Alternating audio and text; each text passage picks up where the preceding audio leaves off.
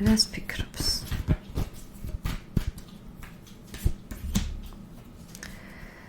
როგორ ეშინია საკუთარი ფიქრების, ეშინია ცვლილებების, ძალიან ბევრს ფიქრობს სინანულზე კონკრეტულად და არ არის ადამიანი, რომელიც მარტივად აღიარებს რამეს, არადა ისეთ განცდებში და სინანულში, არ ვიცი რატომ, მაგრამ აქ ისეთი ადამიანის სიტუაცია მოვიდა, რომელიც ძალიან დიდ ნერვიულობას გადის თავის გულში,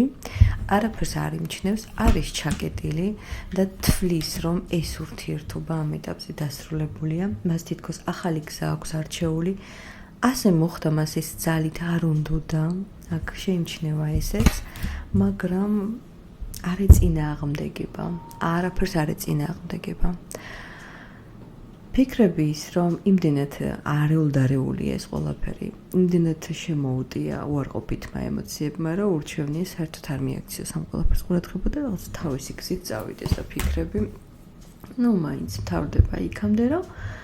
არის აქ ემოცია, რა თქმა უნდა არის ემოცია, მაგრამ უფრო მეტად იჩრდილება უარყოფითი განცდებიდან გამომდინარე, გრძნობა რა თქმა უნდა შეიმჩნევა.